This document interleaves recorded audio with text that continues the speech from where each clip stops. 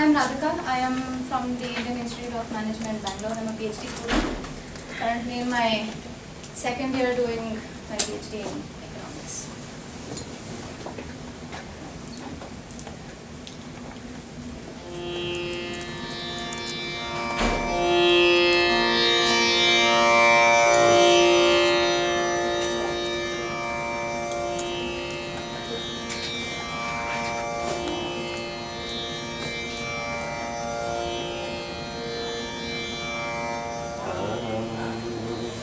Wait, I will have to begin.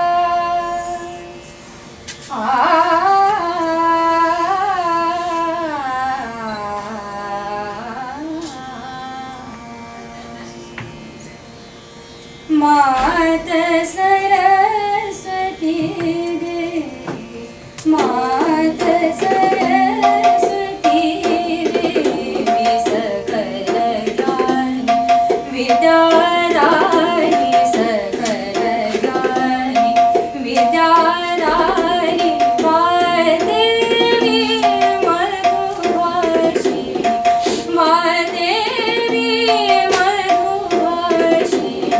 मात सरस्वती देवी मात Saraswati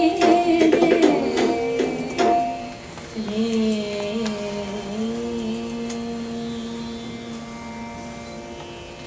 So namaste, good afternoon to all of you.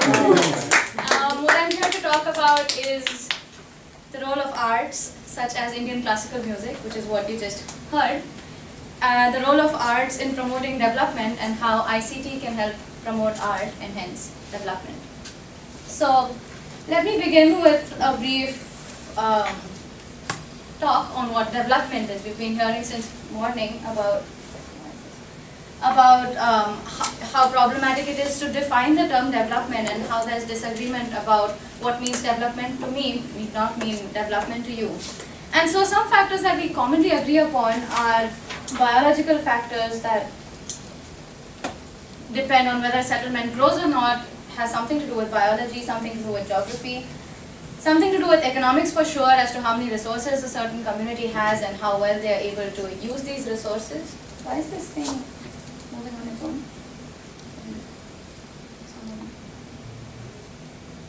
Okay. So the level of economic resources a country has and how they choose to effectively use these economic resources. And one factor that is not so much spoken about are the cultural factors to development. And within cultural factors, what I would like to talk about are factors such as sport, music, literature, different factors that are inherent to a certain community, which need to be taken into consideration when we talk about a policy for development at a larger perspective. And so you may argue that unless biological, geographical or economic factors are taken care of, you can't really get to culture. If I don't have enough food to eat, if I don't have the basic needs taken care of, how do I look after the cultural aspects of society? But the point I'm trying to raise here is that when we think of economic policies that would take us to development, we need to realize that economic policies are means to an end which is much larger than just increase in GDP or increase in per capita income.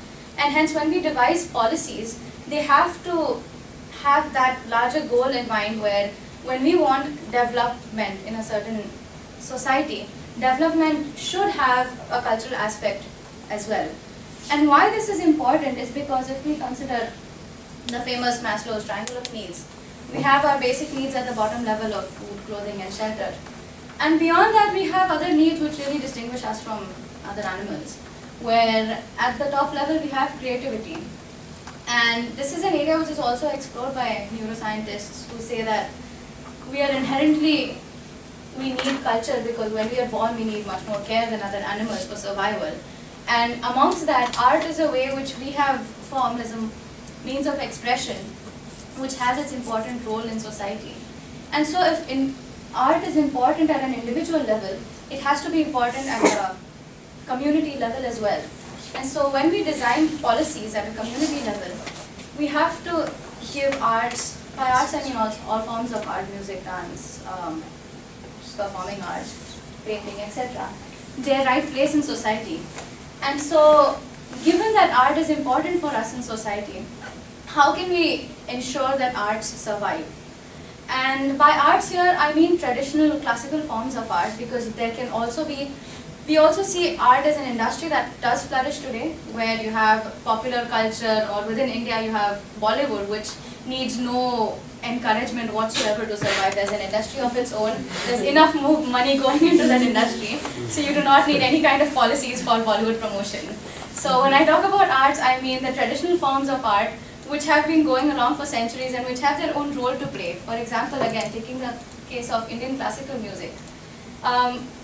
Earlier musicians were supported by Indian Mughal government, in the Mughal structure of society, the kings used to finance the musicians.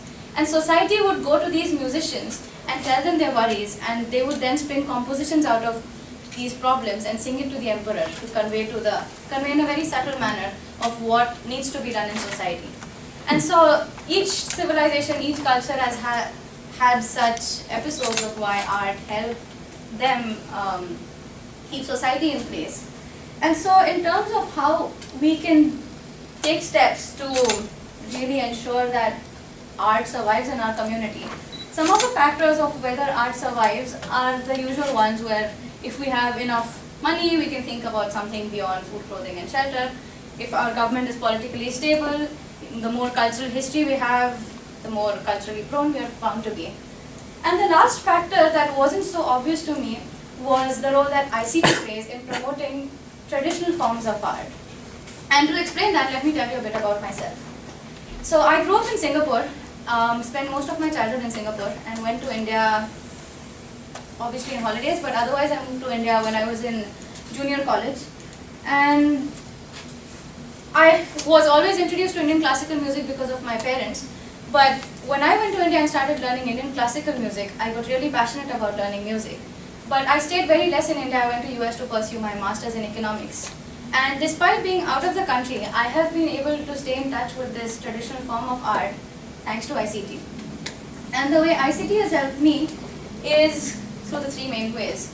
What you see over there is an iPod, iPhone, and that is exactly how I could present an Indian classical music to you sitting here in Norway, miles away from where the music originated, without any accompanists. So the iPod, and there are other electronic versions. We have the electronic tanpura, electronic tabla, which is the percussion instrument.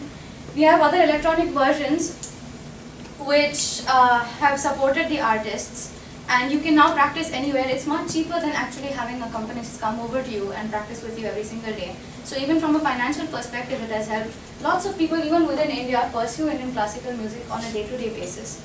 And similarly, not many today have the resources to be able to be a full-time artist. So if you're not a full-time artist, you can be anywhere at work. On the way home from work, you can just plug into your iPod and practice while you're traveling. And that has made small improvements like this have made it possible for people with different professions also to pursue arts. Second is Skype. I have been Skyping with my guru, who is based in Pune, a city near Bombay. And I was in Boston, I was in Singapore, I was traveling all over, but I could Skype in and have classes with him. And of course, this will never replace the actual classroom setting that I had with my guru. But in the absence of that, apart from the fact that I was away, my guru has to travel to meet his own financial needs of being an artist. And so even if I was in India, he wouldn't be able to teach me every day. And so in that case, Skype helps. And this is not obviously restricted to just my example. There are lots of artists, professional artists today in India who offer Skype lessons. For example, the Gundeja brothers, who perform Dhrupad, which is another dying tradition of the Indian classical music. They are based in Bhopal, which is in Madhya Pradesh, center of India. They offer Skype lessons all over the US to musicians and even in Europe to keep this tradition alive. And this is a big source of income for them without having to travel too much. And third is an online repository of music. So why this is very important in the Indian context is because even within India, there are no libraries where you could go as a student of Indian classical music and refer to material, either audio or written, on Indian classical music. Nobody has really taken the efforts to have an audio library for this music where you can just look up singers or look up collection of items. And so when all of this became online, people saved lots of money and lots of effort of making a private collection. And now you can download archival content from 1920s, 1930s, which people have cleaned and put up online. There's discussion, students can interact with each other, all completely free of cost. And this is not just for people like me who are traveling outside India, people within India. And if you look at these two boys, they are situated in Dharwad, in a village 80 kilometers from Bangalore, 20 kilometers from the nearest district level, which is Dharwad. And sorry if the picture is not so clear, but guess how these boys share music? Through Bluetooth on their phones. That's their source of sharing Indian classical music, which was totally not available just a few years back. And this has enabled them to keep listening, and in their village again, professional musicians wouldn't typically come and perform in their village. And so for them it is important to be able to have this access to music otherwise, to have such technological facilities to be able to listen to music. And so we have seen that ICT has helped in promoting traditional forms of art. It also has a bad side, like everything else. ICT has prevented the next door genius, as you say. If there was a not so famous singer performing nearby, these boys would rather listen to Bluetooth recordings rather than go to live music performance. And in that sense, that person or upcoming artists don't get enough platforms. Because of TV and other entertainment channels, nobody has time for traditional forms of art. But again, like most things, it is up to us on how to use ICT in the right way. So when we think about development, if we choose to make arts or cultural development a part of our agenda for development, ICT can be used as a tool to help us. And this is the message that I would like to leave you with, that development does not always mean economic development in terms of GDP growth rates, per capita income, where the developing world has to be compared with the developing world and one has to reach the other. Each culture, each society has its own traditional aspects, and when we talk about development, we really need to take these into consideration. And so we were talking about rituals. Professor Rahul Dev was talking about rituals. I will end in a very ritualistic way, which is in the tradition of Indian classical music, we always sing Bhairavi at the very end. I will leave you with a composition in Rag Bhairavi. The meanings, yeah.